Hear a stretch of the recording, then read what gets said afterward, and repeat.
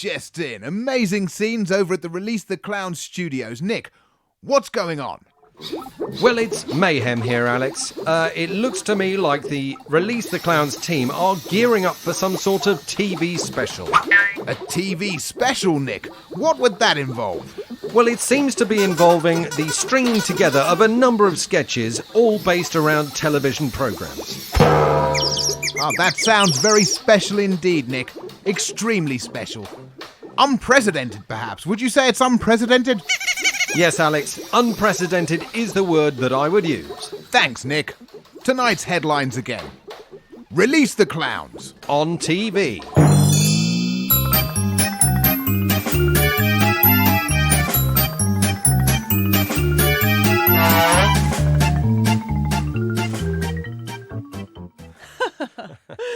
That's all for this week. But join us next week when John will be selecting a golden Labrador puppy for guide dog training. Yes, and Peter will be showing us how to make a scale model of York Minster out of old coat hangers. And Susan will be entering the ring for a sparring session with unified world heavyweight champion Anthony Joshua. What?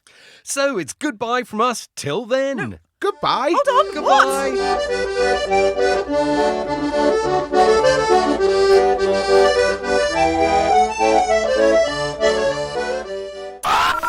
Release the Clowns. And you join us here for the 3:30 at Kempton Park for the Tiddles Cat Food and Acres Yard Stakes. Here's a list of the runners and the odds. The 2-1 favourite is a beautiful mover called Abergavenny in Wales. Then we have the stand side at 3-1, nothing whatsoever. The horse in fourth place and neck taking 5-1. 7-1 is the loser. A couple of the Aga Khan's horses at 10-1. The second fence and his fat hairy legs. By ahead, the far side and shot in the paddock are taking 12s. At 15-1 on its own is a riderless horse. Then 18-1 at Boris Johnson. I'd like to see that. And on the rails. 20-1 is up the back straight, and 100-1, there's a camel. They're under starters' orders now, and they're off. And it's the stand side on the far side, and the far side on the stand side, neck and neck, with nothing whatsoever from Abergavenny in Wales, followed by the second fence on the rails, the horse in fourth place, by ahead from Boris Johnson, the loser. His fat hairy legs, chased by a riderless horse, shot in the paddock, I'd like to see that, up the back straight, and there's a camel. Coming up to the first fence now, they're bunching. There's some argy-bargy there. Not the horse argy-bargy. She's running in the 4 o'clock. It's the stand side and the far side, neck and neck on the rails. The stand side and the far side on the rails. And oh, the stand side clips the far side and the back side. They're both upside down now the race. Well, I haven't seen an incident like that since Suck My Duck, Nobbleloo Vicar in the 78 National. And now it's on the rails, leading nothing whatsoever, neck and neck with Abergavenny in Wales, the second fence, by ahead from the horse in fourth place, Boris Johnson, the loser, shot in the paddock, I'd like to see that, a riderless horse, his fat hairy legs up the back straight, and there's a camel. Coming up to the second now, on the rails, over nicely with nothing whatsoever, Abergavenny in Wales, neck and neck with the second fence, but wait, the second fence has fallen at the second fence. What bitter irony. Of course, fell at the same fence in this race last year. But the rest of the field are over that safely as they head towards the third. It's on the rails, leading nothing whatsoever. Neck and neck with Abergavenny in Wales, the horse in fourth place, shot in the paddock, by ahead from Boris Johnson, the loser. A riderless horse, his fat hairy legs up the back straight, I'd like to see that, and there's a camel. And what a glorious sight this is. All these magnificent, lithe stallions and fillies pounding hard as thousands of racegoers watch from the stands, some of whom aren't even problem gamblers. It's what racing's all about. Coming up to the third, and there's some movement in the field. A riderless horse causing some problems, and it's a riderless horse taking Boris Johnson up the back straight, and I'd like to see that as they come over the third. Racing hard now, and nothing whatsoever takes the lead, so it's nothing whatsoever. On the rails in second, Abergavenny in Wales in third, and the horse in fourth place. In fourth place, a riderless horse shot in the paddock, neck and neck with Boris Johnson, the loser. By ahead from his fat hairy legs up the back straight, I'd like to see that, and there's a camel. At the fourth, and nothing whatsoever has fallen. Nothing whatsoever has fallen at the fourth, so I don't know why I'm making such a fuss about it. The rest are over that safely. The loser making up some places, but there's a battle in the middle of the field. It's Boris Johnson and his fat hairy legs, but Boris Johnson's fading, and his fat hairy legs are full of running, and Boris Johnson's overtaken by his fat hairy legs. Back at the front, it's Abergavenny in Wales, on the rails with a riderless horse, straining hard as they come up to the last, and Abergavenny in Wales falls. On the rails is off the rails, and a riderless horse unseats his jockey. Oh dear, what a pile-up. They might have to be shot in the paddock. Yes, shot in the paddock takes the lead, neck and neck with the horse in fourth place, the loser, his fat hairy legs, by ahead from Boris Johnson. I'd like to see that. Up the back straight, and there's a camel. And now it's literally neck and neck between Shot in the Paddock and the loser, but the loser's edging away, and now it's neck and neck between Shot in the Paddock, the horse in fourth place and his fat hairy legs, but oh, look at that! There's a camel! There's a camel moving up through the field. There's a camel by ahead from Boris Johnson. There's a camel overtaking his fat hairy legs, and at the line, the winner is the loser, the horse in fourth place in second, and there's a camel in third. Release the clowns. Millennials, have you hit that quarter-life crisis? No money, no future career, renting all your life? Tired of materialistic consumerism? Want to make a change? Then why not buy Minimalism for Beginners? Minimalism? But what's that? Minimalism is the latest craze everyone's talking about. Our handy minimal kit teaches you to release yourself from ties to cluttered objects and meaningless possessions. But how does the training work? It's simple. Use our kit to slowly start removing all unnecessary items from your life. Use the scissor kit to cut up all your clothes, our handy flamethrower to burn all your furniture, and our pop-up lawyer to legally disown all property ties. But how do I know this is the right choice for me? Well, don't just take our word for it. Have a listen to some of the great reviews we've received. I've been taking minimalism super seriously. I've broken up with my boyfriend, sold my phone, severed all materialistic ties with my friends and family, and now my life finally feels bare and minimal. Minimalism's been an amazing journey for me. I started out with everything, and now I have nothing. Thanks, minimalism. I now apply minimalism to all aspects of my life. Not only do I no longer top up my bank account, I make sure I only eat the bare minimum. My parents are worried, but since I started ghosting them, I don't care. For some people, clearing out all the clutter just isn't enough. They take minimalism further, like Dave, who cut out all the vowels from his life. It was very, very difficult. That's nothing. I've cut out all movement from my life. I haven't left my room in 3 years. Wow. Well, I'm convinced. Minimal life, minimal strife. And it sounds similar to millennial, and by God, I already know I love anything about me. We know! Why not start your minimalist journey today? Who knows how little you'll find? All materialism training kits sold separately, recommended retail price $42.95, absolutely no refunds accepted. We don't want that stuff cluttering up our workplace.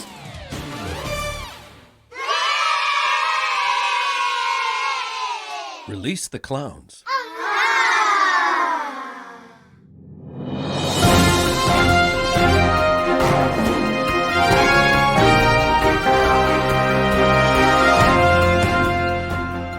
Returning to our main item, I can confirm that in the last few minutes, rebels have launched a full-scale assault. We're going live to our correspondent on the ground. Robert, what's happening there? Here in the capital, Kate, the suddenness and ferocity of the rebel attack has caught them totally unprepared.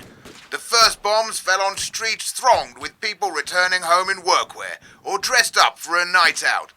The resulting carnage chilled me to the core. Can you tell us what you saw, Robert? Yes, Kate, but I must warn listeners that they may find my report disturbing. Just minutes ago, as the bullets flew, I watched a group of young men sprinting across the street. Fleeing for their lives? Yes, Kate. In unbranded trainers. I'm sorry, Robert. I may have misheard that. Unbranded trainers, Kate. It was harrowing. What about casualties, Robert? The first casualty of war is style. No, Robert. It's people. Tell me about the human casualties. They're everywhere, Kate. There's a young woman being hauled from the rubble. Her rescuers are led by one of many volunteers who, with emergency services at breaking point, have courageously undertaken the search for survivors.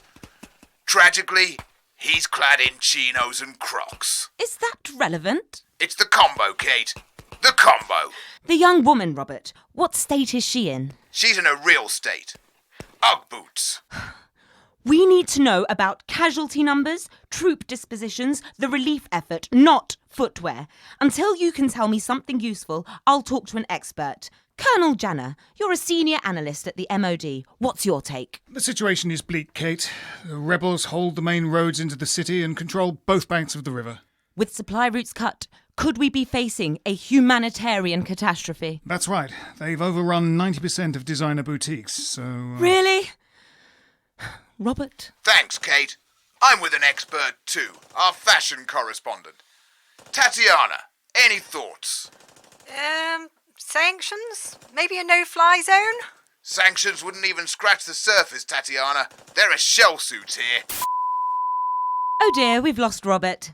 Moments ago, UN Special Envoy Kirov gave this briefing. I come from video conference with President, and I'm concerned by his response to this emerging crisis.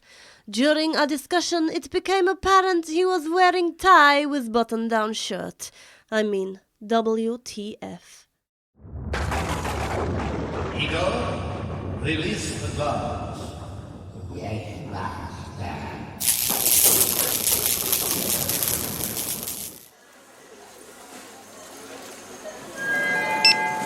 Staff announcement. Can a member of staff make their way to aisle 6 for spillage? That's £17.06. Have you got a reward card? No. Sandra? Oh, hello, Marie. Oh, actually, I'm glad you're here. I could do with some more pound coins. Sandra. What is it, Marie? I don't know how to tell you this, Sandra. I'm taking you off the till. What? Don't make this any harder than it already is. This isn't you talking, is it, Marie? This has come from upstairs. You know if it was up to me. Those damn suits. They don't like the way I work and they can't stand the fact that I get results. It's not that. Then what is it? It's your tea break. So that's what this is all about. Tea. Tea. And doing things by the book. A 15-minute break every 3 hours. No one knows that better than you. And what if I don't want a break? You really went and did it, didn't you? You got involved. Remember your first day? I told you, working the till is... Well, the only way to get through it is to treat it like a job. Like any other job. Okay, you don't want a break, but it's not about what you want. It's about what they want. Who? You know who. Usdaw. The Union of Shop Distributive and Allied Workers. I should have known. They can't take me off the till, Marie. I'm close to nailing this. Can I have my change? Do you know how long my mum worked in the supermarket? 27 years. 27. She had to type in the prices herself. No barcodes. Can you imagine that? They say she could key in 70 prices a minute. She gave the supermarket the best years of her life, and what did they do? She moved to Spain. She moved to Spain. Yeah. Anyway, Nwinda's coming on in 1 minute. Just give me 24 hours. Can't do it, Sandra. We close at 9. You'd be sitting here on your own in the dark. Then let me hit the aisles. I can go and price up the special offers. Damn it, I can't have a loose cannon running round the store. And who's going to stop me? You? The suits? Sandra, I'm going to have to ask you for your gun. You can't take my pricing gun, Marie. We've been through too much together. You know the rules, Sandra. I owe everything to this gun. In all the times I've had her, she's never jammed on me. Even when we had all those pineapples left over. Okay, keep the damn gun. But if I don't see you out on that fire escape in 5 minutes, smoking a fag and reading TV Choice, I'll have your badge. And then people won't know what you're called. Okay, Marie. You win. But will you do one last thing for me? I can't. For God's sake, Sandra, let it go. Just walk away. I want you to run a price check for me. God damn it. It's a twin pack of 1.5 litre Tropicana orange juice. Don't do this to me, you crazy mother... Just one little check. Who's to know? You're asking me to put my job on the line. You know how to contact me. I'll be out on the fire escape in 5 minutes, smoking a fag and reading TV Choice.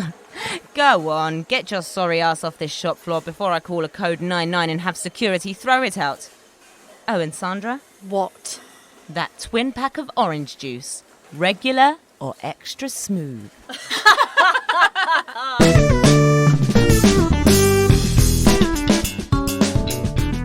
I still haven't got my change.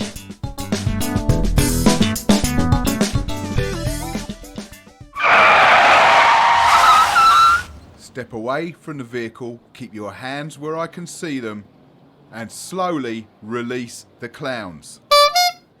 So come on down to Sidcup World of Sheds, where we've got shed loads of sheds and a whole lot more. I'm Becky Trimble, local radio journalist, and I've been given unfettered access to a legendary local business, Sidcup World of Sheds. This is what I discovered. Yes, those new wheelie bin stores are amazing. And they'll be in stock from tomorrow, so brace yourselves for the rush. OK, are you ready to sell some sheds, along with other garden accoutrements? Yay! Great! Remember, live our values, and let's be helpful out there. Sorry to bother you, but do you sell anything other than sheds? Well, we do literally have a world of sheds, but we've also got summer houses, greenhouses, playhouses, Wendy houses, log cabins, gazebos, arbours, archers, planters, raised beds, patio heaters, pizza ovens. Emma Beasley has been the Sidcup World of Sheds top salesperson for the last 7 years. And here she is giving a masterclass in upselling. Darren, I'll be honest with you. For me, it's not just about selling a shed. It's about selling a dream. Ah, I hadn't thought of it like that. Imagine sitting on your brand new garden bench, under your new pergola of honeysuckle and jasmine, warming yourself by your new fire pit. Yeah, I can see it. One arm around your wife, a cool beer in the other hand, relaxed and happy in the knowledge that all your garden tools are safely stored away in your brand new goldfinch shed. Yeah. Yes, I'll do it. I'll take the lot. The shed, the bench, the pergola and the fire pit. Paddling pools, hot tubs, trampolines, water features, rockeries, dining sets, barbecues, garden offices, garden gyms, bike stores, log stores, bench stores, cushion stores. Some people would say, selling sheds, how boring is that? So how do you keep your enthusiasm? That's easy. We're all shed heads, really. We live sheds. First thing in the morning, last thing at night, I'm thinking sheds. And that's not sad. That's beautiful. It's the freedom. I mean, having a big shed, it's like riding a Harley Davidson. There's nothing as evocative as the latent power of a big shed. Sod dogs. Sheds are a man's best friend. I've got a Stan Wilton Ton and Groove Apex shed tattooed across my back, just above my arse. You know, to give my lovers that extra push over the edge. Tool stores, compost bins, lean-tos, trellises, lattices, swings, slides, monkey bars, hammocks, huts, hermitages and gnomes. Great. I was just thinking of getting a Water butts, decking, patios, parasols, swing seats, outdoor beanbags, garden cinemas, dog kennels, rabbit hutches, bird feeders, bird baths and nuclear bunkers. Right. I'm really looking for a pair of secateurs. Oh, you'll be wanting B&Q. Other end of the high street, just on the left. Have a lovely day. Today I feared I was coming into the heart of darkness.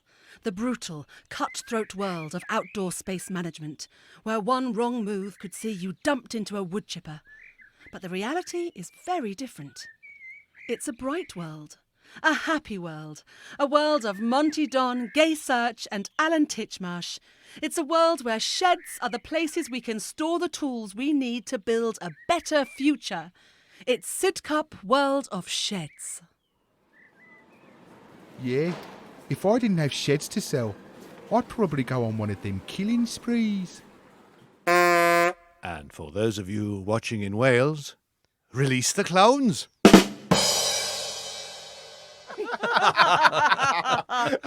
Lovely times, lovely, brilliant. That's all for this week, but join us next week when John will be judging the Model Village of the Year award. Peter will be demonstrating some interesting ways to use discarded egg boxes. And as for Susan, There'll be hippos. Ooh! crocodiles, And man-eating sharks. What the? all things found in the Zambezi River. And next week, they'll be joined by Susan. On a tightrope. So it's goodbye from us till then. Goodbye. Goodbye. It's a bloody stitch-up.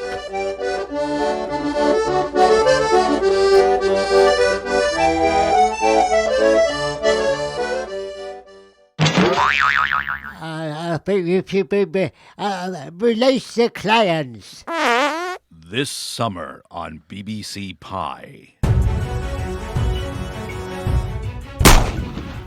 Nobody be a hero and nobody gets hurt. The #1 drama returns. 4 masked men have held up a fruit convoy. Oh no, don't tell me. They've taken all the green citrus fruit. Conspiracies are unmasked. Only a copper would have known they were carrying more than just lemons. Friendships are tested. I'm trying to help you out. Now tell me why there's a bag full of tangy vitamin C bombs under your floorboards. And trusts are betrayed. Tell me straight, son. Is that your gin and tonic? No. Is it, Dave? Yes, but it's not how it looks. It looks like a slice. It is. In the scurvy-busting final season of Lime of Duty. What did I tell you, son? If you want the truth, follow the limes. Coming soon, Lime of Duty. Release the clans. Michael was born with a debilitating brain disorder. It was a nightmare. He was never able to be a normal, happy little boy. For the first 18 years of his life, he was unable to communicate his needs, perform basic tasks, or play with his siblings. We never gave up, but things seemed so dark, so very, very dark. That is, until 6 months ago, when a revolutionary new treatment transformed Michael's life.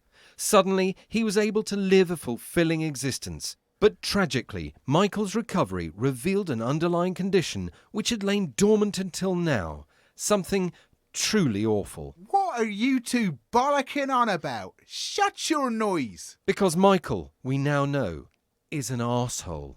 Oi, Mum, where's my tea, you old bat? And he's not the only one. There are arseholes everywhere. But there is a solution. And that's why we're appealing to you. With your help, Michael and all the arseholes like him can be cured. Get a cloth, Mum. There's piss all over the floor. Ow! Together, we can end the scourge of arseholes. Arseholes like him. Oi, darling. Darling, over here. I've got something for you. Oi. Oi! Lesbian. Ow! Or her. Of course a 4x4 the size of an assault vehicle is necessary for the team's school run, and the disabled space is the only place I can park it. Ow! And arseholes like them. We've worked hard for everything we've got. Which is what these benefits types need to understand. It's not as if I'm some privileged Eton boy. Just a minor public school in Cambridge for me. And another thing, I'm not a racist, but these so-called refugees... That's painful. For some arseholes, one treatment is not nearly enough, and that's why we need your help. So dig deep, and together we can make arseholes a thing of the past. Go to www.panthatArsehole.org and donate today. Don't delay. You never know what sort of arsehole is waiting round the corner. Yeah, let's take a thought shower on this and then drill down on how we can maximise synergy for all the stakeholders. Release the clowns. Oh, don't we have a good time? That's all for this week. But join us next week when John will be dibbing with the Cub Scouts, who are supporting lonely local pensioners through the medium of dance. Peter will be sharing 10 great ways to make Christmas decorations from recycled tin cans. And Susan What now? Is going for a sleepover. Oh, thank heavens. Is it Girl Guides? at the notorious maximum security Angola prison in Louisiana, home to some of the USA's most violent and psychotic criminals. No way. Better pack your gym jams, Sue. So it's goodbye from us till then. Goodbye. Goodbye. You know I get paid 40% less than you, pair of...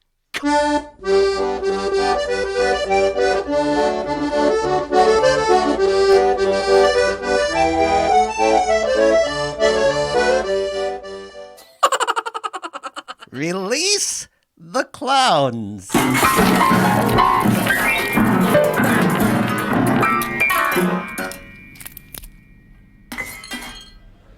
Okay, Griff, this is the crucial scene. We have to nail this one if this is going to be the searing indictment of female sexual exploitation we dreamed of making. Spot on, Aidan. We're not making generic misery porn here. This is important. And it all comes down to this dead girl. What's her name? She's every woman, Griff. In death, she judges us all. The script says corpse. Yeah, that's right. About right. Corpse? Is that a name now? Shush, corpse. We don't need distractions. I don't know, guys. This doesn't look quite right. I think it's the way she's laying. I see dead, but not tragic consequence of toxic masculinity. What if we were to shift her slightly so we see more face? Good idea. Angela, could you just adjust her slightly? Like so? Oi! Try more the other way. Oh, this? Great. And extend her legs slightly?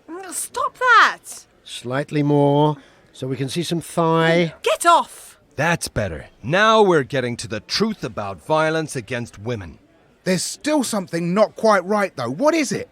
The violence is clear, but we have to see sexual violence.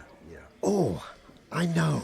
What if we twist her slightly at the pelvis, so we see her front and back? Tits and ass, you mean? You know what, Corpse? I'm starting to think you're not really interested in taking on the forces of male repression. Right. Angela, could you just do the... Oh, is this good? Ow! Perfect. But I still think we could do more to underline the insidious nature of the systematic abuse of young girls. What if we got the badge on her school blazer more into shot? And undid the next 2 buttons on her blouse? Yeah. And got some lippy on her, yes. What have you got, Angela? Harlot Scarlet? That glistens nicely. Great, that's just the ticket. You're worse than they are, you know. Don't move, you'll smear it. How's that? Now that is a sexy corpse. Yeah. High five. I reckon any predatory pedophiles watching this are gonna be feeling pretty uncomfortable now.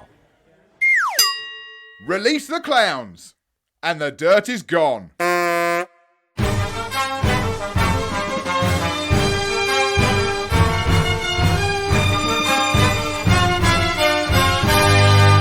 Hello, I'm Jemima Toughnut and welcome to What Are You Doing? The only political debate that asks politicians, what are you doing?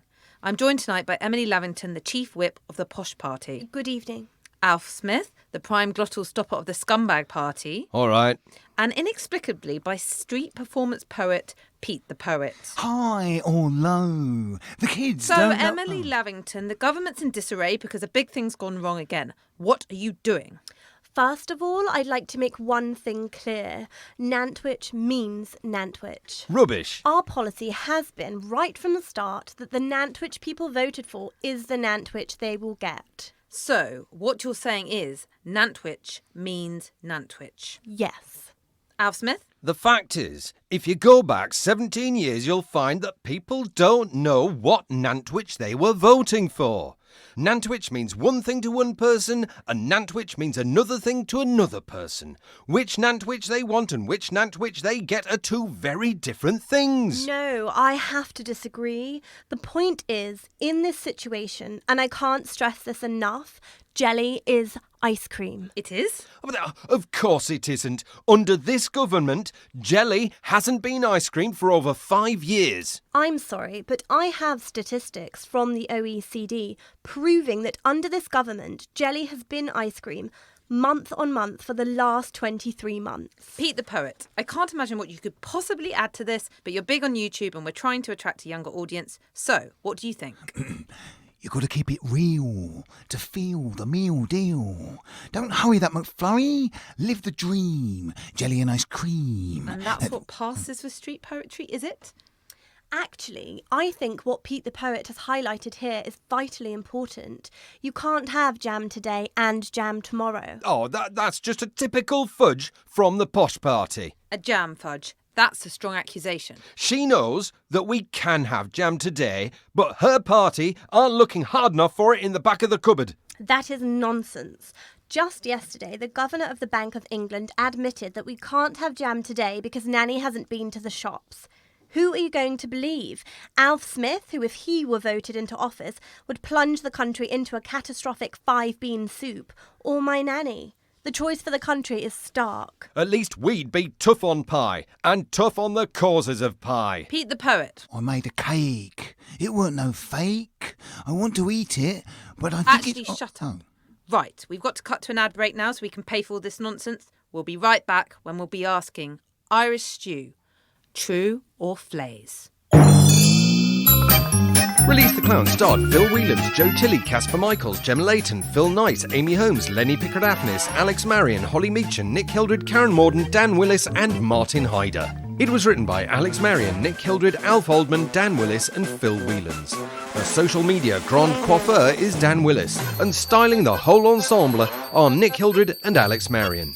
If you're enjoying the show and are thinking, wouldn't it be nice if Release the Clowns had a higher profile, then head over to podbean.com and follow us. The more followers we have, the more visible we are. It really is just a few clicks. And turning on your computer. And buying and setting up your computer in the first place. Yes, so long as you've spent $1 or $2 on a computer, set it up, turned it on and launched the internet, then it really is just a few clicks. Simple. See you in 2.